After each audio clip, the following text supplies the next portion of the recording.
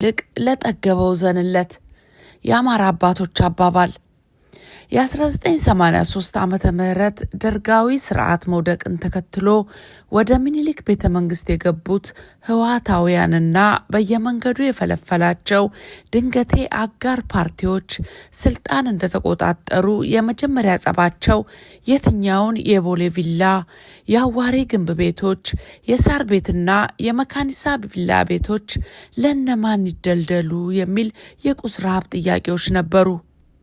በዋሻ ተደብቀው ስኳርና ቅጠላቅጠል እንዲሁም የዱር አራዊት አድነው ሲመገቡ የነበሩት የሰራዊቱ መሪዎች በአንድ ጊዜ ፍሪዳ እየተጣለ ጮማ እየተረፋቸው መድፋት ላይ ደረሱ። ለዚህ ማስረጃ የዚህ ማስታወሻ ጸሐፊ አዲስ አበባ ዩኒቨርሲቲ ቢዝነስ ፋክልቲ መግቢያ ላይ ሰፍረው የነበሩ ልዩ ኮማንዶ የሚባሉ የሰራዊቱ አባላት በጎላ እያወጡ ቱቦ ውስጥ ሲገለብጡ በአይኑ አይቶ ተቆጭቷል፣ ተገርሟል።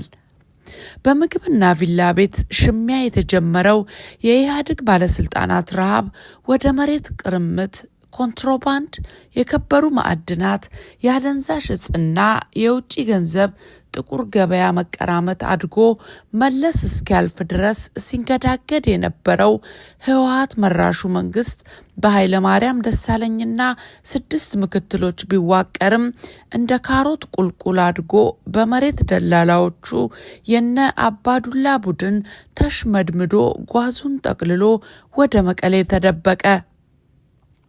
በወቅቱ ጊዜ ሰጠን የሚሉ የስርዓቱ ባለሟሎችና አልጋ አንጣፊ ደላሎች የአዲስ አበባን ውብ ህንፃዎች ተቆጣጥረው ከውጪ ወደ ውስጥ በማያሳዩ ዘመናዊ መኪናዎች መዞር፣ በየሆቴሉና ምሽት ክለቦች በር አዘግቶ ሌሊት ሙሉ ዳንኪራ መምታት፣ የወገብ ትጥቅን ጠረጴዛ ላይ ከውስኪ ጎን አጋድሞ በደንጎላ ኮሎኔል ማራኪ ወይንም በድንጋይ ኮሎኔል ማረክን እያሉ መጨፈር የተለመደ ነበር። ለባለ ጊዜዎቹ 365 ቀናት ቤታቸውና ኗኗራቸው የአውደ ዓመት አይነት ሲሆን ግብር ከፍሎ ለጥቂቶች ምቾት የሚኖረው የአዲስ አበባ ነዋሪ ግን የነሱን ጥጋብ እየተመለከተ ከራበው ይልቅ ለጠገበው ነው ማዘን እያለ ይብሰለሰል ነበር። ልክ እንዳሁኑ እያንዳንዱ የመንደር ካድሬና የአንድ ለ5 ጠርናፊ በየሰፈሩ የሚከናወኑ የነዋሪውን የየዕለት ሁኔታ እየመዘገበ ለወረዳ ወይንም ለዞኑ የደህንነት ሰዎች መረጃ ስለሚልክ ማን ሙሉ ልብስ እንደቀየረ፣ ማን ቀይ በግ እንዳረደ፣ እነማን ቅርጫ እንደተከፋፈሉ ሳይቀር ወደ ደህንነት መስሪያ ቤቱ ይልካል። አውደ ዓመት ሲመጣ የጥሉላት ወይም የፍስክ ምግቦችን ለመቃመስ ተበድሮም ቢሆን የሚያከብረውን ድሃውን ወገኔን በሰው ሰራሽ የኑሮ ውድነት የጠፈነጉት የዘመኑ ንጉሶች እነሱ ለ2 ወይንም ለ3 አንድ ቅልብ በሬ አርደው ሲከፋፈሉ በኢትዮጵያ ቴሌቪዥን እያሳዩ ይቀናጡበታል። እንኳን ቤተሰባችን ውሾቻችንም ያልሰባ በሬ ነው የሚወዱት ይሉን የነበሩ እነዚያ ባለብዙ ህንፃዎች፣ ባለብዙ ዘመናዊ መኪና ቅንጦተኞች፣ እነዚያ መስኮት ዝቅ አድርገው እጁን የዘረጋን የኔ ቢጤ ከመንገድ ላይ ያጥፉልን ብለው ትዕዛዝ ይሰጡ የነበሩ ባለሰይጣኖች፣ ይቅርታ ባለስልጣኖች በድሃ ላብና ደም ተረማምደው በገንዘብ በሰው ሞትና ስቃይ አብጠው አንቱ የተባሉ ለነሱ ሲባል ለሰዓታት መንገድ ተዘግቶላቸው ከድሃው አይን ይሰወሩ የነበሩ ባለጊዜዎች ዛሬ ታሪካቸው እንኳን እንዳይነሳ አድርጎ የቀበራቸው ጥጋብ ነውና ከተራበው ለጠገበው ማዘን ሳያዋጣ አይቀርም። ስናድግ እንደ ህወሓት መሆን ነው የምንፈልገው እያሉ የአባታቸውን የህወሓትን ጭራ ተከትለው ወደ ቤተ መንግስት የገቡት የኦህዴድ ኦነግ ሰዎች በኢትዮጵያ ታሪክ ከተከሰቱት የቁስ ረሃብተኞች ሁሉ የሚበልጡ የለም እንጂ ቢኖር በዓለም የድንቃድንቅ መዝገብ ወይም ወርልድ ጊነስ ሪከርድ ላይ ቀድመው የሚሰፍሩ ናቸው።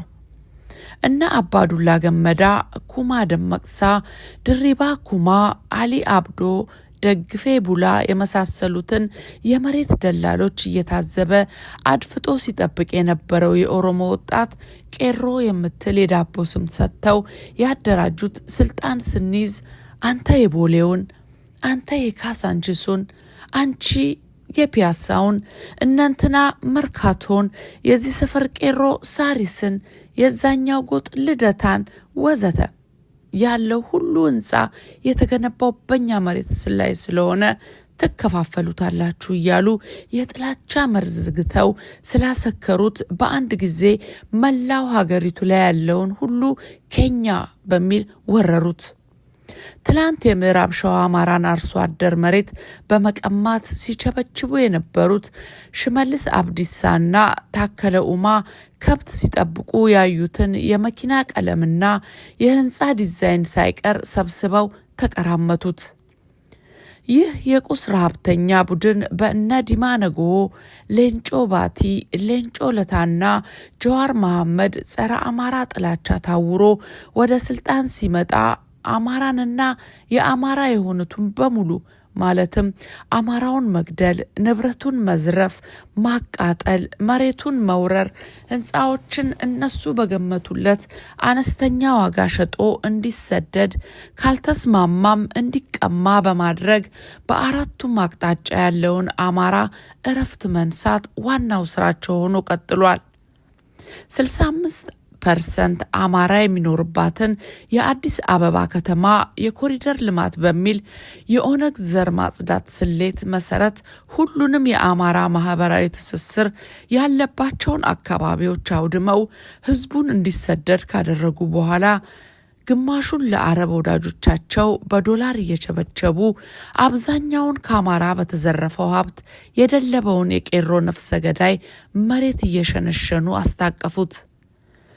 ከአዲስ አበባ ከተማ ሀብትና ንብረቱን እየተቀማ ሜዳ ላይ የወደቀው ወደ 2 ሚሊዮን የሚደርስ አማራ ማታ ማስጠንቀቂያ ሰጥተው ጣዋት እላዩ ላይ በግሬደር ንብረቱን እያወደሙ ትምህርት ቤት የላካቸውን ልጆቹን እንኳን ሳይሰበስብ ሜዳ ላይ ወደቀ። ግማሾቹ በየጥጋጥጉ የፕላስቲክ ዳስ ሰርተው ሲጠለሉ አዳነች አበቤ ያሰማራቸው የቀኑ ኮሬ ነገኛ ነቃቅሎ አባረራቸው። ከዘመድ አዝማድ ለምነው ጥቂት ገንዘብ ያገኙ አማራዎች ቤት ለመከራየት ቢሞክሩም ለአማራ ካከራያችሁ እስከ 15,000 ብር ትቀጣላችሁ የሚል የናዚ አዋጅ በእነ ሽመልስ አብዲሳ ታውጆ እነዚያ በአያት ቅድመ አያቶቻቸው ዘመን ደን መንጥረው ያቀኗቸው ነባር የአማራ ርስቶች በቁስ ሰቀቀን በሰከሩ የኦነግ ጨካኞች አንዲት ሌሊት እንኳን የአማራን እናቶችና ህፃናት ማሳደሪያ ቦታ አጥተው ልክ እንደ ድንግል ማርያም በድቅድቅ ጨለማ ተሰደዱ። ቁጥራቸው ጥቂት የማይባሉ እናቶች ልጆቻቸውን በጉያቸው ሸሽገው እንቅልፍ ሲያንጎላጅጃቸው አካባቢው ላይ የሚርመሰመሰው የአብይ አህመድ ጅቦች መንጋ ልጆቻቸውን እየቀማ በላባቸው። አንዳንዶቹ እናቶች በአንድ ጀንበር ድሃ መሆናቸውና የህፃናት ልጆቻቸውን ረሃብ መቋቋም አቅቷቸው አንገታቸው ላይ ገመድ አስገብተው ራሳቸውን ሰቅለው ገደሉ። እየሆነ ያለውን መከራ አይተው የተጨነቁ በርካታ የአማራ ወጣቶች እግራቸው ወደ መራቸው ተሰደዱ። ይህ በአማራ ላይ በዚህ 7 ዓመታት በአብይ የናዚ አገዛዝ ከሆነውና እየሆነ ካለው በማንኪያ የተጨለፈ እውነታ ነው። ትናንት በህዋትና የኢህአዴግ ባለስልጣናት ቁሰኝነት ሲገርመን ሰማይንም ምድርንም የፈጠርን እኛንን የሚሉ ሰቀቀናሞች ሀገሪቱን ወረው ህዝቡን እርስ በርሱ በማበላላት አልሳካ ሲላቸው የዘላለም ጠላት አድርገው ጊዜና አጋጣሚ ሲጠብቁ የነበሩት አራጆች አማራውን በየደጃፉ ካላጠፋን ብለው ያለ የሌለውን የሀገሪቱን ታጣቂ ኃይልና የጦር መሳሪያ አዘመቱበት። እኔ የምለው ይህ ይልማ መርዳሳ ሰማዩም ምድሩም የኛ ነው የሚለው ለካስ የኬኛ ቅኔ ነች። ተበላህ አለ የአዲስ አበባ አራዳ። አሁን ኢትዮጵያን የወረሯት ረሀብተኞች በልተው የሚጠግቡ ጠጥተው የሚረኩ አይመስሉም። በዓለም ላይ ያሉ ዘመናዊ ሞዴል መኪኖችን እስከ 120 ሚሊዮን ድረስ አውጥተው እያሽከረከሩ ገና ወደፊት የሚሰራውን መኪና ይናፍቃሉ። የቻሉትን ያህል የአዲስ አበባ መሬት ወስደው ሸጠው አልበቃቸውም። ዛሬ ማዕድን ማውጣት፣ ወጪና ገቢ ንግድ፣ የመንግስትና የግል ስራዎች፣ የሆቴልና መዝናኛ ተቋማት፣ ትራንስፖርት፣ በአጠቃላይ ሁሉንም ተቋማት ተቆጣጥረው አልጠገቡም። እዚህ ላይ አንድ የመረጃ ምንጭ ነገረኝን ላክል። 6 ወንድማማቾች ለገጣፎ አካባቢ የተሰራን የአማራ ተወላጅ ህንፃ ቀምተው ይሸጡና 6ቱም ባለ 2 ጋቢና ፒካፕ መኪና ገዝተው ከተማዋን አስጨነቋት። መቼም ጥጋብ አያስተኛምና መጠጥ ቤት አምሽተው ሲወጡ አንደኛው ድልድይ ውስጥ ገብቶ ሞተ። ሌላኛው የራሱ ገልባጭ ገጭቶት አካለ ጉዳተኛ ሆነ። ገንዘቡ ብቻ ሳይሆን መንጃ ፈቃዱም ተዘርፎ ነው ሲል በቁጭት አጋርቶኛል። እንዲህ አይነቶቹ ስግብግቦች አግበስብሰው የማይረኩት የሌብነቱ ቁንጮ ከሆነው አብይ አህመድ ከሚባለው ነፍሰ ገዳይ ወርሰው ነው። ሰውየው በሀገር ውስጥ የሪል ስቴት ባለቤት፣ የወርቅ ኦፓል ኮንትሮባንዲስት፣ የዘመናዊ ቤተ መንግስት ባለቤት፣ ከዱባይ ኤምሬትስና አውሮፓ ድረስ የተዘረጋ የዘረፋ ሰንሰለት ያለው በሀብትም በደምም የሰከረ ናዚ ነው። ዛሬ የአዲስ አበባና መላው የሀገሪቱ ዜጋ አብይ አህመድ በፈጠረው የኑሮ ውድቀት አዙሪት እየተሰቃየ ጾሙን ውሎ ጾሙን ማደር እንደ መንግስት ፖሊሲ ታድሎት ተላምዶታል። በተቃራኒው የአገሪቱን ሀብት በሙሉ አግበስብሰው በገንዘብ ብዛት አእምሯቸውና ህሊናቸው የተደፈነው የኦሮሞማ ባለጊዜዎች ድሃ እንኳን እንዳይታይ አዋጅ አውጥተው በመቀናጣት በስካርና በማን አለበኝነት የሚቀጥፉት የተራበ ድሃ ነፍስ ለነሱ እንደ መዝናኛ እየታያቸው እስከ መቼ እንደምንቆይ እያንዳንዱ ኢትዮጵያዊ ያሰላዋል። እንዲህ አይነቱ የቁስ ሰቀቀናሞች ዘመን ታይቷቸው ሳይሆን ይቀራል። ታላቁ ባለቅኔ ክቡር ዶክተር ከበደ ሚካኤል ፍሬ መሬት ወድቆ ከዋለ ካደረ ሰው ገንዘብ አግኝቶ መክበር ከጀመረ የመጣ ነውና ቀድሞውን ከጥንት ሁለቱም አይድኑ ከመበላሸት ሲሉ የተቀኙት። ለማንኛውም ሰቀቀናሞች ጥጋባችሁ አሳዘነን፣ ስትወድቁ መሰበራችሁ አይቀርምና አበቃው። ከአዳባይ የካቲት 14 2018 ዓመተ ምህረት